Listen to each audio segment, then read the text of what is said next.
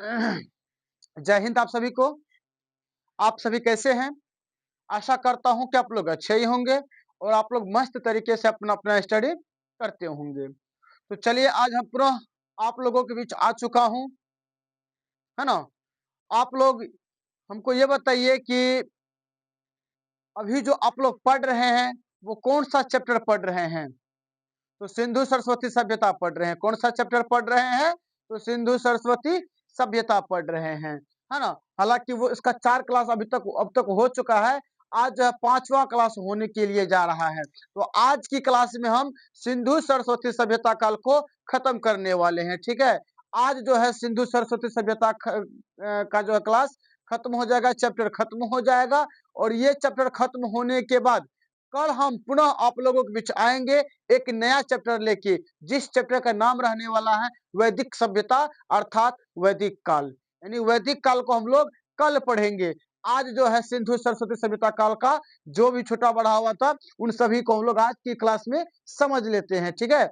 आप लोग समझने का प्रयास कीजिएगा। जो जो भी चीजें समझाने का प्रयास करेंगे आप लोग समझने का प्रयास कीजिएगा। आप लोग बोर्ड की तरफ जो है ना फोकस कीजिएगा। चलिए, सबसे पहले है सरकोटरा। क्या है? सरकोटरा। आप लोग सही तरीके से समझने का प्रयास कीजिएगा। समझ गए ना? देखिए, सबसे पहले क्या है यहाँ पे? सरकोटरा। सरकोटरा किस जगह पे है? तो आप लोग जानते हैं कच्छ यानी गुजरात। आपको हम स्टैटिक जीके जब पढ़ा रहे थे या जो स्टैटिक जीके, है ना, उसमें भी आपको लिखाए थे कि क्षेत्रफल की दृष्टि से सबसे बड़ा जिला कौन सा है? तो कच्छ है। और जियोग्राफी में भी आपको बताए हुए हैं, ये चीज हम बताए हैं ना। यानी कच्छ जो है अपना भारत में जो 28 राज्य है और 8 जो केंद्र शासित प्रदेश है, उन सभी में एक जो है जिला है, जिस जिला का नाम है कच्छ। वो आपको गुजरात राज्य में पड़ता है। ये जो कच्छ जिला है, ये क्षेत्रफल की दृष्टि से पूरे भारत का सबसे बड़ा जिला है। ठीक है, कोई दिक्कत? चलिए, तो सरकोटरा वही कच्छ में है। कहाँ पे स्थित है? तो कच्छ में स्थित है, जो कि कहाँ पड़ता है? कच्छ, तो गुजरात में पड़ता है ना? आपको हम पहले से ही बताते आ रहे हैं कि सिंधु सरस्वती सभ्यता काल जो है ना नदी के किनारे था, नदी के किनारे बसा हुआ था, ठीक है ना? तो आपको जितना भी हम स्थल का नाम बताए हैं, सबका नदी बताए हैं ना, कौन सा स्थान कौन सा स्थल किस नदी के पास था बताए हैं। तो अब देख लीजिए सरकोटरा किस नदी के पास था। एक नदी का नाम था शाही कौर नदी। क्या नाम था? शाही कौर नदी। उस शाही कौर नदी के किनारे ही आपको सरकोटरा स्थान था। क्या था? सरकोटरा, जो कि कहाँ पड़ता है? तो कच्छ यानी गुजरात में पड़ता है। आखिर इसका खोज कब किया गया? इसका जो खोज किया गया था वो 1964 ईस्वी में जगपति दोषी के द्वारा किया गया था। किसके द्वारा खोज किया गया था? जगपति दोषी के द्वारा किया गया था। और देखिए, सरकटरा की जो खोज किया था क्या कहते हैं 1964 ईस्वी में, आखिर इसके अंदर में क्या क्या प्राप्त हुआ है जानकारी, यानी क्या क्या मिला है, क्या क्या चीजों की साक्ष्य मिला है, अब उसको देखने का हम लोग प्रयास करते हैं। देखिए, सबसे पहले हमको मिला तो वहां पे क्या मिला था? तो घोड़े की जानकारी मिली थी। यानी सरकोटरा का जब उत्खनन हुआ, जब खुदाई हुआ, तो पता चला वहां पे कि घोड़े की जो अस्थियां थी ना, अस्थियां माने हड्डियां, तो उस हड्डियां से पता चला कि सही माने में जो है सिंधु सरस्वती सभ्यता काल से ही आपको घोड़ा चलता आ रहा है, तब से ही घोड़ा है। समझ गए ना? तो घोड़ा का पता कहाँ चला? तो सरकोटरा से पता चला। कब चला? 1964 ईस्वी में चला। कैसे पता चला? तो घोड़े की अस्थिया को देख के पता किया, है ना? उसके बाद है मनके बनाने का कारखाना। यानी मनके जो बनाया जाता है, गला का जो मनका बनता है, उसका कारखाना का भी पता चल गया। इसमें जानकारी मिला है। कहाँ पे? सरकोटरा में। ठीक, एक कारखाना था जिस कारखाना का नाम था मनका। क्या नाम था? मनका। उसमें मनका ही बनाया जाता था, ठीक है। उसके बाद तराजू का पलड़ा। तराजू का पलड़ा होता है ना, तो वो तराजू का पलड़ा भी सरकोटरा से प्राप्त हुआ है, निकला है। आगे पत्थर से ढकी कब्र। सरकोटरा के अंदर में जो है, जैसे उत्खनन कर रहा था ना, यानी खुदाई जो कर रहा था, तो देखा कि एक कब्र बना हुआ था। समझ गए ना? उस कब्र में पत्थर से ढका हुआ था। क्या था? पत्थर से ढका हुआ था। तो उसका भी खोज कर निकाला था कि देखिए सरकोटरा के अंदर में जो अगर कोई भी मनुष्य जब मरते थे तो उसको जो दफनाने का जो काम करता था, दफना करके नीचे में ऊपर से क्या करते थे? पत्थर से ढका करते थे। क्या करते थे? पत्थर से ढकने का काम करते थे। बात समझ रहे हैं ना? सरकोटरा स्थान पे एक चीज की जानकारी प्राप्त हुई है, जो वहाँ पे जो क्या कहते हैं कब्रिस्तान मिला, उस कब्रिस्तान को जो ढका जाता था वो पत्थर से ढका जाता था, यानी कब्र को। उस कब्रिस्तान के अंदर कब्र था, उस कब्र को क्या कहते हैं पत्थर से ढका जाता था। अब कब्रिस्तान एक प्रकार से कह सकते हैं, ऐसा कोई बात नहीं है। समझ रहे हैं बात को? एक प्रकार से आप कब्रिस्तान बोल सकते हैं या नहीं बोल सकते, सीधा आप कब्र बोलिए। कब्रिस्तान जिसमें कब्र होता है, जहाँ पे दफनाने का काम करते हैं उसी को बोलते हैं कब्रिस्तान। और जहाँ पे दफनाया जाता है उसी को बोलते हैं कब्र। क्या बोलते हैं? कब्र। यानी एक क्षेत्र होता है जब खुदाई करके उसमें जो दफनाया जाता है उसको क्या बोलते हैं? उसको कब्र बोलते हैं। ठीक है, तो कब्र पत्थर से ढका हुआ था। ठीक, आगे है शॉपिंग कॉम्प्लेक्स। शॉपिंग कॉम्प्लेक्स यानी कहने का मतलब है कि उस समय में भी शॉपिंग कॉम्प्लेक्स था। क्या था?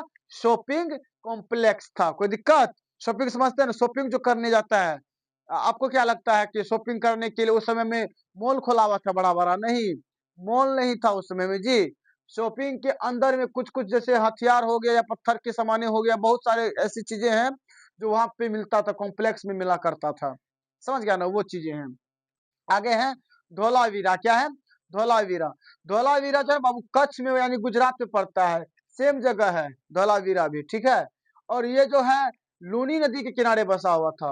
लूनी नदी। और इसका खोज कब हुआ था? 1967 से 68 के बीच हुआ था। और इसका भी खोज किसने किया था? जगपति जोशी ने किया था।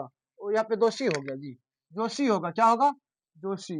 जगपति जोशी ने किया था। ठीक है, और इसका जो क्या कहते हैं, इसका जो उत्खनन किया था वो आर.एस. बिष्ट ने किया था, यानी खुदाई। खुदाई करने का जो काम किया, जिसका नाम था आर.एस. बिष्ट। क्या नाम था? आर.एस. बिष्ट। इसने जो है 1990 से लेकर 91 तक खुदाई करने का काम किया था। ठीक है, आगे धौलावीर एकमात्र ऐसा अपवाद है जो 2 स्तरीय न होकर त्रिस्तरीय था। यानी 2 स्तरीय नहीं था, त्रिस्तरीय था। अब समझते हैं कि आखिर त्रिस्तरीय था क्या। त्रिस्तरीय समझिएगा आप लोग, सही तरीके से समझिएगा। देखिए, त्रिस्तरीय का मतलब होता है दुर्ग। दुर्ग माने किला होता है, पता है आपको? दुर्ग माने क्या होता है जी? बताइए। दुर्ग माने किला होता है। ठीक है, तो दुर्ग। और नंबर 2 में है मध्यम नगर, और नंबर 3 बस्तिया नगर। अब समझिएगा यहाँ पे दुर्ग यानी किला पे जो है ना शासक वर्ग के लोगों का निवास था। यानी राजा महाराजा लोग कहाँ रहा करते थे? तो दुर्ग पे रहते थे, किला पे रहते थे। समझ गया ना? उसके बाद मध्यम नगर में कौन रहा करते थे? तो मध्यम नगर में व्यापारी रहा करते थे, यानी व्यापारियों का निवास था, व्यापारियों सबका घर था। जैसे दुर्ग पे राजा सबका घर था, उसी प्रकार से मध्यम नगर में व्यापारियों का घर था, यानी व्यापारियों का निवास था। जैसे दुर्ग में शासक वर्ग के जितने भी लोग थे उन सभी का निवास था दुर्ग पे। उसी प्रकार से मध्यम नगर में जो है व्यापारियों का निवास था, और उसके बाद बस्तिया नगर में सामान्य लोगों का निवास था। सामान्य लोगों का निवास था। तो इसीलिए जो है 1 स्तरीय, 2 स्तरीय, त्रिस्तरीय, तो 3 स्तरीय हो गया ना जी। आगे है कि राखी गढ़ी के बाद भारत का दूसरा सबसे बड़ा हड़प्पा सभ्यता का स्थल है ना। राखी गढ़ी के बाद जो है अगर भारत का अगर सबसे बड़ा स्थल माना जाए तो वो हड़प्पा सभ्यता का स्थल है ना। हड़प्पा सभ्यता का स्थल है। और देखिए यहाँ पे कि धोलावीरा से क्या क्या जानकारी हुई है या क्या क्या जानकारी मिली है, उसको देख लेते हैं। देखिएगा यहाँ पे नंबर 1 में स्टेडियम। स्टेडियम का मतलब खेल का मैदान, जहाँ पे खेलने के लिए जाता है शाम और सुबह के टाइम में, तो वो एक स्टेडियम होता है। तो वो स्टेडियम जो है ना वहां पे जानकारी मिला किसके अंदर? धौलावीरी के अंदर। ठीक है, आगे बांध की जानकारी। बांध की भी जानकारी हुई है, कहां से? धौलावीरा से। धौलावीरा से बांध की भी जानकारी प्राप्त हुई है। बांध की जानकारी ऐसे प्राप्त किया गया कि वहां पे देखा कि दोनों साइड से क्या, तो एक प्रकार से मिट्टी का चट्टान था। समझ गए ना? जैसे बांध नहीं बनाया जाता है उसी प्रकार का आकार में बनाया हुआ था। वो इसलिए बनाया गया था उस समय में पानी का संग्रह करने के लिए, जल का संग्रह करने के लिए। जब बारिश होती थी ना, वो बारिश का पानी जो है एक जगह इकट्ठा रह सके, इसलिए जो है वो एक बांध बनाया था जल संग्रह करने के लिए, यानी जल को इकट्ठा करने के लिए। ठीक है, आगे देखिए, आगे सुनामी की जानकारी। यानी कहने का मतलब है धौलावीरा के अंदर में सुनामी की भी जानकारी प्राप्त हुई है। किसकी प्राप्त हुई है? तो सुनामी की। आगे है रोपड़, क्या है? रोपड़। रोपड़ पंजाब में है, कहाँ है? तो पंजाब में है, ठीक है। रोपड़ कहाँ है? पंजाब में है। नदी, सतलुज नदी के किनारे बसा हुआ है, बसा हुआ था कौन? तो रोपड़। रोपड़ एक स्थल का नाम है, सिंधु सरस्वती सभ्यता काल की बात कर रहे हैं, ठीक है। वो आपको पंजाब में पड़ता है। और कौन सा नदी था? तो सतलुज नदी था। और इसका खोज किसने किया था? तो बनवारी लाल ने किया था। किसने किया था? बनवारी लाल ने किया था 1950 ईस्वी में। 1950 ईस्वी में किया था, ठीक है। और आगे देखिएगा, आजादी के बाद भारत में खोजा गया हड़प्पा सभ्यता का प्रथम स्थल था। अब समझाते हैं आपको हम। 1950 ईस्वी से पहले, यानी 1947 ईस्वी से पहले जो है, भारत और पाकिस्तान एक पर क्या था? एक था ना जी उस समय में। तो एक जो था, तो उस समय में पाकिस्तान में ही ज्यादा से ज्यादा स्थल मिला है सिंधु सरस्वती सभ्यता काल का, ठीक है।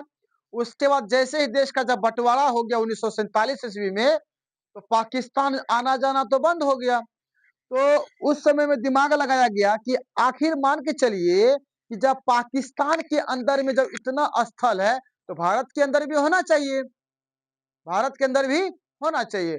अब मान के चलिए अब पाकिस्तान अलग हो गया है। अब मेरा जो वैज्ञानिक है यहाँ का, वो उसको कभी भी पाकिस्तान एंट्री करने के लिए नहीं दिया जाएगा, और पाकिस्तान में खोजने के लिए नहीं दिया जाएगा, यानी खोज करने के लिए किसी भी चीजों की, किसी भी स्थल का नहीं दिया जाएगा। तो क्यों ना जो है हम अपना भारत में ही, जब क्या कहते हैं, पाकिस्तान के क्षेत्र में जब इतना स्थल मिला है, तो खोज करने के बाद, उस खनन खुदाई करने के बाद, तो फिर अपना भारत में क्यों नहीं मिलेगा? तो अपना भारत में भी जो है ना, खुदाई कर करके जो है क्या कहते हैं, स्थल का जो है एक मतलब क्या कहते हैं, खोज किया जाए कि कहाँ पे कौन सा स्थल है, ठीक है। उसके बाद जो है अपना भारत में भी 1947 के बाद लगातार जो है ना, खोज करना शुरू कर दिया, और खुदाई करना, जमीन की खुदाई करना शुरू कर दिया। तो 1950 में सबसे पहली बार जो है ना, रोपड़ मिला था, रोपड़ स्थल मिला था, जो कि कहाँ था? पंजाब में था, ठीक है। पंजाब में खुदाई किया, तो एक स्थल निकला जिसका नाम रख दिया रोपड़। यानी सबसे पहली बार भारत में जो स्थल खोजा गया था, यही रोपड़ खोजा गया था, ठीक है। और देखिएगा यहाँ पे, हम यहाँ पे लिख भी दिए कि आजादी के बाद भारत में खोजा गया हड़प्पा सभ्यता का प्रथम स्थल था, है ना। आजादी के बाद भारत में खोजा गया हड़प्पा सभ्यता की बात कर रहे हैं। हड़प्पा सभ्यता का प्रथम स्थल था कौन सा? रोपड़। कौन सा? रोपड़। कहाँ है? पंजाब में, ठीक है। और आगे देखिएगा यहाँ पे, आगे जानकारी, इसके अंदर से जानकारी क्या मिली है रोपड़ के अंदर से, ठीक है। हम बताते हैं। मानव के साथ कुत्ते को दफनाने का साक्ष्य मिला है। यानी रोपड़ का जब जानकारी किया ना, रोपड़ की जब खुदाई किया, तो उसमें एक चीज की जानकारी प्राप्त हुई कि एक कब्र था, उस कब्र को जब खोदा गया, तो उस कब्र से निकला क्या? आपको इंसान का हड्डी निकला, अस्थियां निकला, और कुत्ता का भी अस्थियां निकला। उसी से पता चला कि इसका मतलब है कि सिंधु सरस्वती सभ्यता काल में जो इंसान जो मरा करते थे, और उसको जो दफनाने का काम करते थे, उसके साथ साथ कुत्ते को भी दफनाने का काम करते थे। ये कौन साबित कर रहा है? रोपड़ कर रहा है। रोपड़ में ही जो है, रोपड़ की जब खुदाई किया, तो वहां पे पता चला कि इंसान के साथ साथ कुत्ते को भी दफनाने का क्या था उसमें में, एक प्रकार से विधि व्यवस्था था, ठीक है। आगे देखिए, आगे है आपको राखी गढ़ी। क्या है? राखी गढ़ी बाबू हिसार में पड़ता है, जो कि किस राज्य में पड़ता है? तो हरियाणा में पड़ता है। कहाँ पड़ता है? तो हरियाणा में। अब देखिए यहाँ पे राखी गढ़ी जो है ना, किस नदी किनारे है? तो घग्घर नदी किनारे था, यानी सरस्वती नदी। दोनों एक ही नाम है, चाहे आप घग्घर नदी कहिए या सरस्वती नदी कहिए, ठीक है। घग्घर नदी या सरस्वती नदी। और राखी गढ़ी का जो खोज किया गया था, वो 1969 ईस्वी में किया गया था। सूरजभान, सूरजभान रफीक मुगल के द्वारा किया गया था। किसके द्वारा? सूरजभान और रफीक मुगल के द्वारा। यानी आप ये बात को समझ लीजिए कि रोपड़ के बाद जो है ना, बहुत ही ज्यादा स्थल मिलना शुरू हो गया अपना भारत में ही, अपना भारत में ही। हालांकि इससे पहले जो आपको बताए होंगे, तो बहुत सारे आपको पाकिस्तान का ही स्थल के बारे में बताए हैं ना। उस समय में उस क्षेत्र में ही खोज किया जा रहा था, इधर खोज नहीं करता था, समझ गए ना। इधर बाद में जब देश आजाद हो गया, वो जब अलग हो गया, उसके बाद अपना भारत में खोजा जाना शुरू किया। ठीक है। आगे क्या है, तो अब देखिए यहाँ पे राखी गढ़ी का जो खोज किया बाबू, वो सूरजभान और रफीक मुगल के द्वारा किया गया था। ठीक है। आगे है जानकारी, आखिर राखी गढ़ी का जो खोज किया गया तो उससे क्या क्या जानकारी मिली है, अब इसके बारे में जान लेते हैं। ठीक है। देखिए नंबर एक में यह प्राक हड़प्पा कालीन स्थल है, यह प्राक कालीन यह प्राक हड़प्पा कालीन स्थल है। नंबर दो में टी आकार की यज्ञ वेदियां मिली है, यानी कहने का मतलब है राखी गढ़ी के अंदर में एक टी आकार का यज्ञ है। यज्ञ समझते हैं आप लोग, यज्ञ जैसे मान के चलिए हिंदू प्रथा का, जो हिंदू समाज के जो लोग होते हैं वो जो एक अग्निकुंड होते हैं ना जी, शादी विवाह में जो 7 फेरा जो लेते हैं तो बीच में आग रहता है ना, तो उसी प्रकार के एक कुंड बना हुआ था जो टी के आकार का था। किसके आकार का था? टी आकार का था। किस आकार का था? तो टी आकार का था, है ना। टी आकार की यज्ञ वेदियां मिला था। ठीक है। आगे है मनके बनाने का कारखाना। देखिए राखी गढ़ी से भी जो है ना मनका जो बनाता था उसका कारखाना मिला है आपको, राखी गढ़ी से भी मिला है। ठीक है। उसके बाद है ताबूत की जानकारी, ताबूत की भी जानकारी की प्राप्त हुई है आपको, कहां से? राखी गढ़ी से। आगे है बिना लेख की मुहरे, यानी बिना लेख की भी मुहरे प्राप्त हुई है। बिना लेख यानी मुहर जो लगा हुआ था, बिना लिखा हुआ का मुहर लगा हुआ था, उसका भी जानकारी प्राप्त हुआ है। ठीक है। आगे देखिए, आगे है रंगपुर। क्या है? रंगपुर यानी अहमदाबाद गुजरात में पड़ता है। कहाँ पड़ता है? तो अहमदाबाद गुजरात में। और किस नदी किनारे है? तो मदार नदी। कौन सा नदी? मदार नदी। और इसका जो खोज किया गया था वो 1931 ईस्वी में माधव स्वरूप वत्स के द्वारा किया गया था। और इसका जो उत्खनन किया था, यानी खुदाई किया था, वो 1939 में ध्रुवे के द्वारा किया गया था और 1953 में रंगनाथ राव के द्वारा किया गया था। ठीक है ना। आगे है जानकारी क्या क्या होगी यहाँ से, रंगपुर से। यहाँ से पता चला कि चावल की खेती की भी की जाती थी वहां पे, यानी कहने का मतलब है रंगपुर की जब खुदाई हुई तो पता चला कि इस क्षेत्र में जो है ना चावल की भी खेती की जाती थी उस समय में। ठीक है।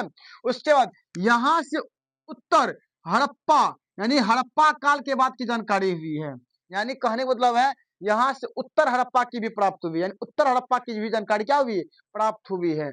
आगे है सिंधु सरस्वती सभ्यता की प्रमुख विशेषताएं क्या थी। अब हम लोग मेन चीज यही है, इसको भी समझना बहुत जरूरी है, समझ गए ना।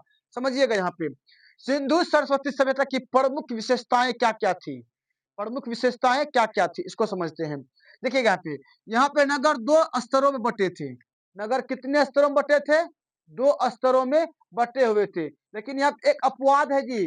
अपवाद कौन सा है इसमें? आप याद रखिएगा, आपको धौलावीर याद रखिएगा। यहाँ पे धौलावीर जो है त्रिस्तरीय बटा हुआ था। किस स्तरीय में?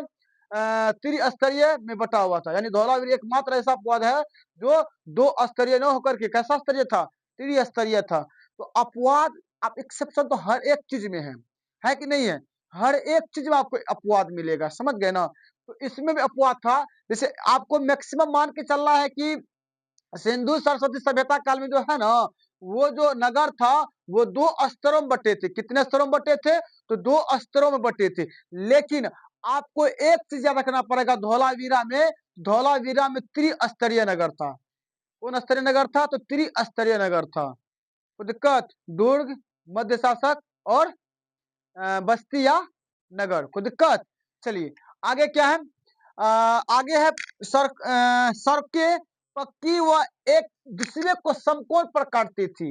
यानी कहने का मतलब है उस समय में सड़क भी बना हुआ था, पक्की सड़क बना हुआ था, और वो जो सड़क बना हुआ था ना वो समकोण पे काटता था। समकोण कहने का मतलब ये है कि अभी जैसे जनरली देख लीजिए कि अपना सबका जो रोड बना हुआ है, सड़क जो बना हुआ है वो समकोण पे तो नहीं है, नहीं ना है जी, मतलब बहुत ही ज्यादा मोड़ माड़ है। जैसे उस समय में जो मोड़ था इस प्रकार का था। जैसे मान के चलिए, बताते 1 मिनट रुक जाइए आप।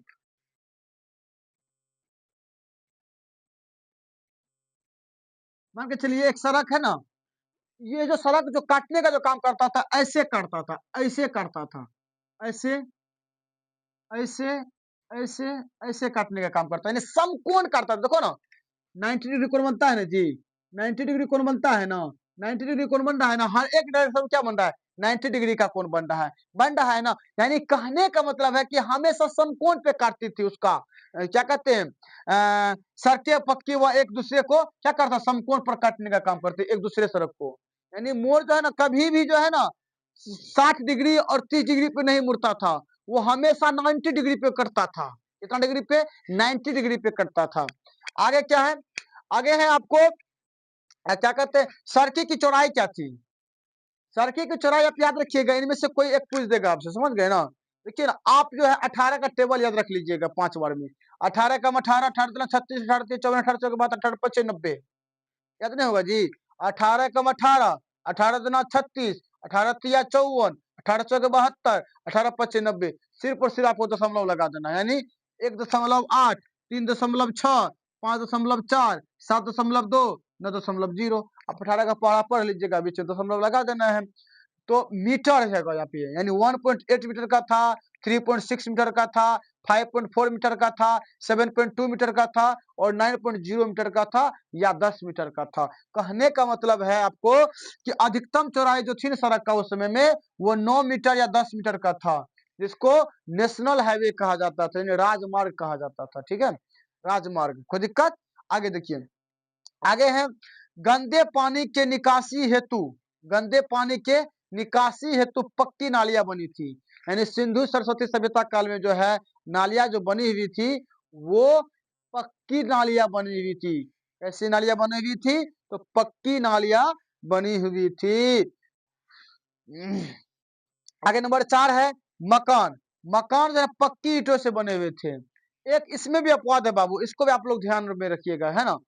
मकान जो है एक पर पक्की ईंटों से बने हुए थे, लेकिन कालीबंगा में जो आपको बताए थे हम, तो कालीबंगा में आपको बताए थे कि कच्ची ईंटों से मकान का निर्माण किया जाता था, लेकिन वो अपवाद में चला गया। ठीक है, एक्चुअली अगर माना जाए तो वो पक्की ईंटों से बना हुआ था मकान। ठीक, अगर कालीबंगा की बात कीजिएगा तो वो क्या हो जाएगा, कच्ची ईंटों से हो जाएगा। ठीक है, आगे देखिए, आगे क्या है, खिड़कियां व दरवाजे मुख्य सड़कों की तरफ नहीं खुलते थे, मुख्य सड़कों की तरफ नहीं खुलते थे।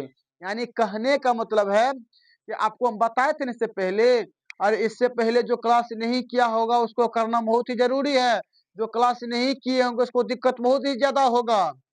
इसलिए कहते हैं हर एक क्लास को समझना है और उसको नोट करते हुए आगे चलना है, नहीं तो बहुत ही ज्यादा दिक्कत होगा। समझ गए ना, समझिएगा।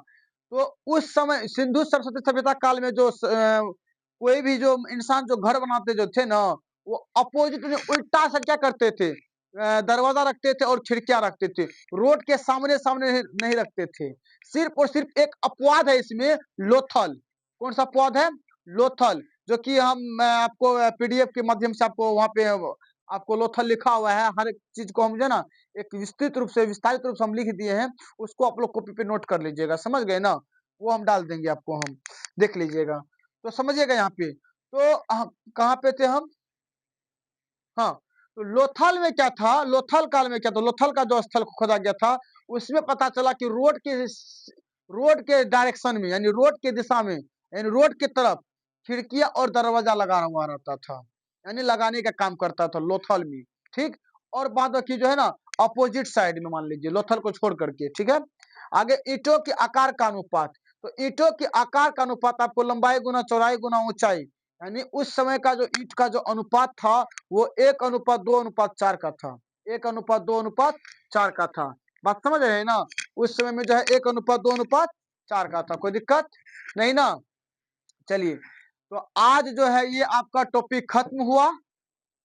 ठीक है, ये चैप्टर खत्म हुआ। अब कल हम लोग मस्त तरीके से आएंगे क्लास में और आप लोगों के बीच एक नया टॉपिक लेके, जिस टॉपिक का नाम रहने वाला है वैदिक सभ्यता। इससे पहले हम आप लोगों को 2 चैप्टर पढ़ा चुके हैं, नंबर 1 पाषाण काल, नंबर 2 सिंधु सरस्वती सभ्यता काल, और नंबर 3 में पढ़ने वाले हैं वैदिक काल, यानी वैदिक सभ्यता पढ़ने वाले हैं। कोई दिक्कत? आप लोग मस्त तरीके से पढ़ाई कीजिए, कहीं कोई टेंशन लेने की दिक्कत नहीं है। आज का जो है एक नोटिस आया है नीतीश कुमार जी के द्वारा, यानी अपना जो बिहार का जो मुख्यमंत्री नीतीश कुमार जी है, इसने आज एक नोटिस जारी किया है, सभी विभाग को आज अलर्ट किया है कि जितने भी डिपार्टमेंट के लोग हैं उन सभी से उन सभी को एक नोटिस किया है कि आप सब अगर कोई भी अगर वैकेंसी निकालते हैं, तो उसका आपको उसी समय में डेट भी निर्धारित करना है कि कब जो है उसका एग्जाम होना है, कब उसका रिजल्ट आएगा और कब उसका नौकरी लगेगा। यानी और इसमें एक चीज और विस्तारित कर दिया है कि अगर किसी भी प्रकार का अगर आप एग्जाम लेते हैं, तो 1 साल के अंदर-अंदर आपको उसके अंदर उसके हाथ में ज्वाइनिंग लेटर आपको पहुँचाना है। ऐसा-ऐसा दावा किया है और नीतीश कुमार जी का कहना है कि 2025 से लेके 30 तक के सेशन में हम 1 करोड़ नौकरी देंगे। कितना? 1 करोड़ बताइए। कितना मतलब एक खुशखबरी की माहौल है अभी के समय में। आज का ही खबर है, आज का ही न्यूज़ है। समझ गए ना? और कहा गया है कि 2026 के अंदर में जितनी भी वैकेंसियां आएगी, जितना भी क्या कहते हैं रिक्त सीटें हैं, उन सभी को जो है ना एक सुचारू तरीके से हमको आप रिपोर्ट दीजिए कि किसमें कितना खाली है सीट। उन सभी को पूर्ति करने का काम करेंगे हम। ये जो है 2026 तक जो है पूरा का पूरा मांगा है बायोडेटा। और दूसरी तीसरा बात ये बोला है कि अगर एग्जाम में अगर किसी भी तरह का अगर धांधली हुआ या चीटिंगबाजी हुआ या अगर कहीं भी किसी भी तरह का अगर देखेंगे किसी भी तरह का अगर क्या कहते होता है ना कि क्वेश्चन आउट हो गया, होता है कि नहीं होता है? उस प्रकार का अगर नीतीश कुमार का कहना हुआ कि अगर उस प्रकार का अगर कंप्लेन आ गया, तो उस आदमी को चयनित करना है और उस आदमी को एक दंडित किया जाएगा और उसको जेल होना चाहिए और उसको सजा मिलना चाहिए। इतना तक कह दिया है नीतीश कुमार। अब बताइए अब क्या चाहिए विद्यार्थी को? है ना? अब आप लोगों को डरने की आवश्यकता नहीं है। हाँ, डर था एक समय में कि हम लोगों के माइंड में ये बात चल रहा था कि बीजेपी उसके साथ में है। अगर क्या कहते हैं बीजेपी अगर सत्ता में आते हैं, तो फिर वैकेंसी निकलना बहुत मुश्किल की बात बन जाएगी। लेकिन अब डरना नहीं है, अब डरना नहीं है। अब नीतीश कुमार अपने मतलब जो है कमांड संभाल लिए हैं कि हमको 2025 से 30 तक, हालांकि वो आखिरी है, अब 30 के बाद कभी मुख्यमंत्री बनेंगे भी नहीं। इस 5 साल के अंदर अंदर में युवाओं के लिए बहुत ही अच्छी चीजें करके जाने वाला है ना? इसलिए जो भी विद्यार्थी मेहनत कर रहे हैं, पढ़ाई कर रहे हैं, पूरी लगन के साथ पढ़ाई कीजिए और इसी साल में आप लोगों को नौकरी ले ही ठो लेना समझ गए ना? आप लोगों को एक प्रकार से बहुत ही ज्यादा ऑफर मिल चुका है ना? अब मान के चलिए मुख्यमंत्री मतलब इतना राज्य का मुख्यमंत्री को आपको ले लीजिए कि जिस प्रकार से पारदर्शी दिखाया है अपना मुख्यमंत्री जी, इतना पारदर्शी कोई मुख्यमंत्री आज तक नहीं दिखाया है। आज का न्यूज़ बहुत ही खुशखबरी रहा विद्यार्थियों के लिए, बहुत ही ज्यादा खुशखबरी रहा नीतीश कुमार जी के माध्यम से। समझ गए ना? सीधा एकदम हर एक पॉइंट को क्लियर कर दिया, पारदर्शी कर दिया कि जो भी चीजें होगी तुरंत आप बताइए, इसका फॉर्म कब से कब तक भराया जाएगा, एडमिट कार्ड कब आएगा, एग्जाम कब लेना है, रिजल्ट कब देना है, सारा का सारा डेटा आप जो है कैलेंडर जारी कर दीजिए पहले। और 2026 में जो जितना भी वैकेंसियां निकलेगी, उन सभी का एक साथ कैलेंडर निकलने वाला है कि कौन सा एग्जाम कब होने वाला है, कौन सा एग्जाम का कब से फॉर्म भराएगा, हर एक चीज का। अब क्या चाहिए आप लोगों को? समझ रहे हैं ना? इसलिए अब आप लोग दिल थाम के बैठिए, दिल थाम के बैठे रहिए आप लोग, एकदम मस्त तरीके से स्टडी कीजिए, पढ़ाई कीजिए और आप सभी नौकरी लीजिए और अपने लाइफ को सेटल कीजिए। ठीक है? तो चलिए अब क्लास को हम यहीं पे खत्म करते हैं। आप सभी को जय हिंद, जय भारत, जय बिहार।